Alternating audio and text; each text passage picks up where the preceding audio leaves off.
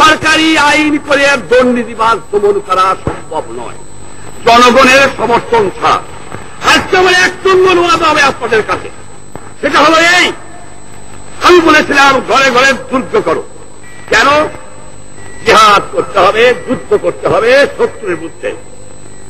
আজকে আমি বলবো বাংলার জনগণকে এক নম্বর কাজ হবে যে দুর্নীতিবাজদের বাংলার মাটিকে উৎখাত করতে হবে। আমরা আপনাদের সাহায্য চাই। কেমন করে করতে হবে? আইন চালাবো, ক্ষমা করব না, যাকে পাবো ছাড়বো না। একটা কথা আপনাদের করতে হবে, জনগণে এমন গণ আন্দোলন করতে হবে, আমি গ্রামে গ্রামে নামবো, এমন আন্দোলন করতে হবে যে ঘুষখোর, যে দুর্নীতিবাদ, যে মুনাফাখোর, যে আমার জিনিস বিদেশে চালান দেয়, তার সামাজিক বয়কট করতে হবে। এই কথা মনে রাখতে হবে।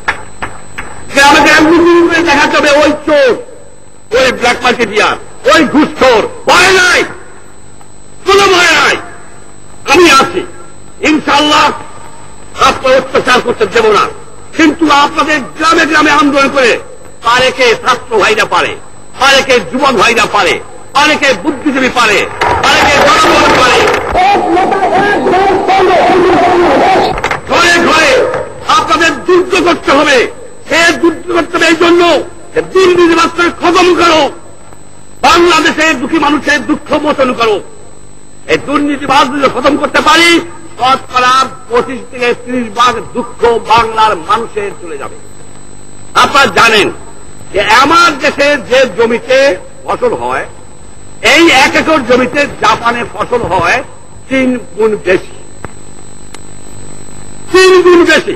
আমার 1 একরে যে জমি ফসল হয় জাপানে তার চেয়ে 3 গুণ বেশি হয়।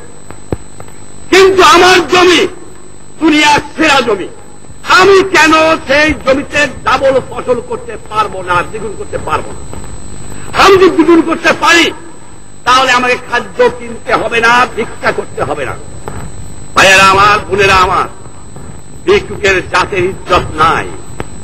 আপনারা যখন একটা লোককে ভিক্ষা দেন 1 টাকা কি 8 আনা, তার থেকে কিভাবে চান? ওটা ভিক্ষুক, যাও এটা নিয়ে 8 আনা পয়সা। একটা জাতি যখন ভিক্ষুক হয়, মানুষের কজন হাত পাতে, আমাদের খাবার দাও, আমাদের টাকা দাও, সেই জাতের ইজ্জত থাকতে পারে না। আমি সেই ভিক্ষুকের জাতের নেতা থাকতে চাই না। আমি চাই বাংলাদেশের প্রত্যেকটা কৃষক ভাইদের কাছে, যারা সত্যিকারের কাজ করে, যারা প্যান্ট পরা, কাপড় পরা ভদ্রলোক, তাদেরও চাই জমিতে যেতে হবে, ডাবল ফসল করবো। প্রতিজ্ঞা করবো আজকের থেকে, ওই শহীদদের কথা স্মরণ করে ডাবল ফসল করতে হবে। যদি ডাবল ফসল করতে পারি, আমাদের অভাব ইনশাআল্লাহ হবে না, ভিক্ষুকের হাত পাততে আমাদের হবে না।